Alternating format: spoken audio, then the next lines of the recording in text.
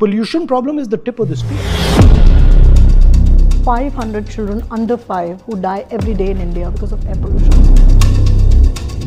I also breathe the same air and it's terrible. No government health advisory. This is a chronic national medical emergency. This is all because of pollution. It is also a major cause of dementia as well. Everybody is affected by it. The poorest person who's living in Delhi and the richest person who's living in Delhi is affected.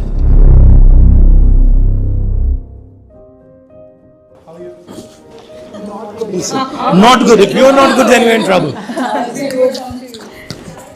If you're not good, then everyone's in trouble. Yeah, the mothers, you can't. How are you, Mr. Gandhi? Like we see, the whole year's gone by and things are just worse and nothing will change. The problem is complete denial and of course something that, that even when the parliament sessions begins, we are somewhere sometimes protesting, doing some children's press conference or desperate moves to be heard that air pollution should be spoken there.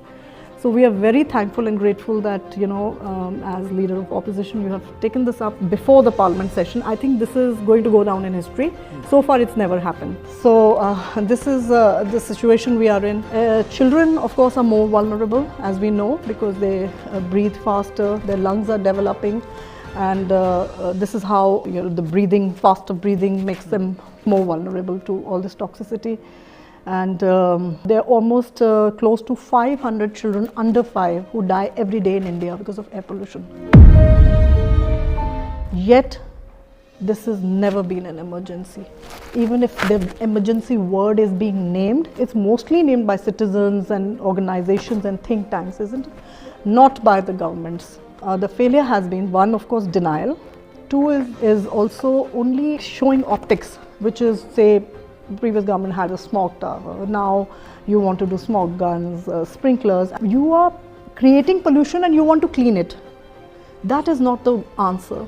You have to prevent pollution at sources. That means the systemic changes that you have to bring in. And the systemic changes means a lot of work within the government that may not show, but it's the real work, the real intent, the real political will. So I saw changes in my son. We moved back from US when he was 5 and immediately he was not able to breathe. And for 10 years he was on nebulizer. He's 15 now. Now the fear of not being able to breathe is so much in his body that he doesn't go out to play.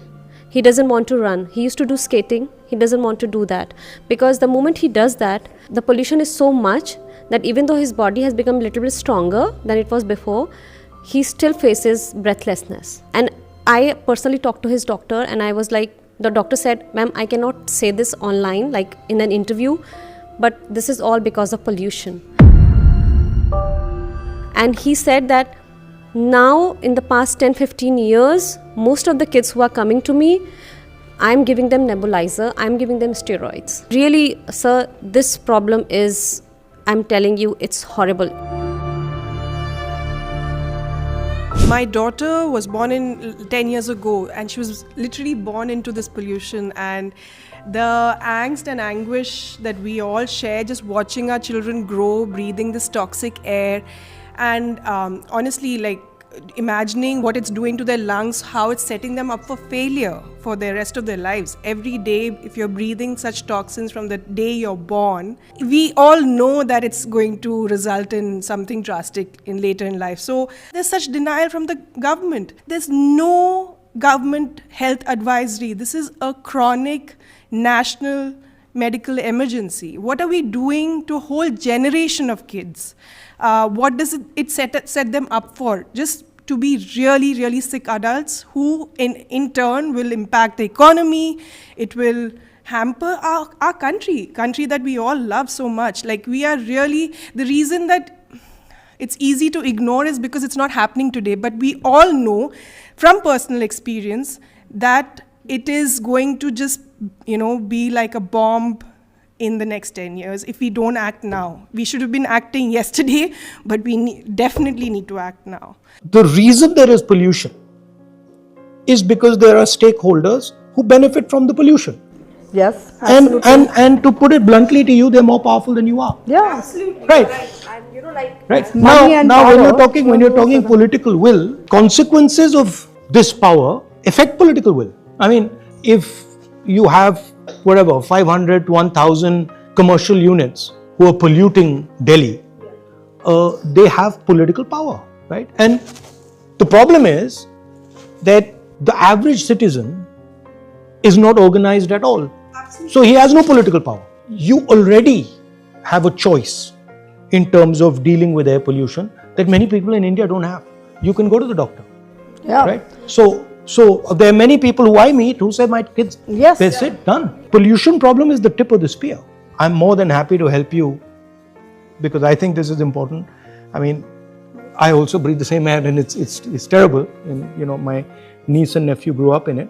You can't escape, right? There's no way. I mean, you can be Mr. Adani. Well, Mr. Adani can probably sit in his house and do his little air purifier stuff. But you can be pretty much anybody and you're going to breathe the air eventually. So in a sense that everybody is affected by it. The poorest person who's living in Delhi and the richest person who's living in Delhi is affected by it. You know, the health cost for the poorest is much higher. Higher. Absolutely. There's a serious equity For issue. Absolutely. A rich guy can go get a lung transplant done, but for my domestic help, she is one time still using wood because she's like, gas itna mehenga, I can't cook 2 times on a clean fuel. So even a clean fuel is not available to majority of Indians.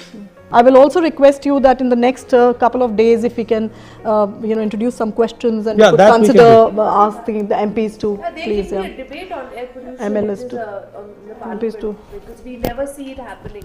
No, it will be the first time. It's never happened. So that is Okay, so itself a then, big so thing. there would a Yeah. fair goal be that let us try and organize a debate on air pollution in Parliament? Would that be a fair Yes, goal? absolutely, absolutely. Sir, it's a fight for the lives of the children, and not just children, but every citizen Also living in senior this country. Also elderlies, because the health is getting devastated at this point of time. If you are seriously thinking about organizing people around it, Yes. then tell me how you're thinking about it. You know, how you're So thinking we of just scaling had up. these protests, the last couple of protests at India Gate and one on India Gate and Jantar Mantar. But this is the biggest ever, and there were mostly mothers, And how did you teachers, get them there? doctors, because through just Through your messaging, By just messaging, and no organization, no name, nothing, only one mother and child poster that goes viral. This shows the emotion. There are people. Last protest that's happened and it became, very. Why would they criticize violent. this? I do But because understand. there was detentions, There was at detentions, the of That is something I should be citizens raised. raising an no important one protesting point. should be detained. I'd like to add that it just not doesn't affect the lungs. It also affects the heart, it affects the gut system, and it is also a major cause of dementia as well. So even the senior population is going to be severely affected. So you will actually have a public health emergency if air pollution is not catered to. Children's cognitive development. If these children are not going to be crippled, what are you talking about 10 trillion economy? Nothing will work in this country when the children will be crippled, struggling for life. This is where one bold politician will have to take this forward.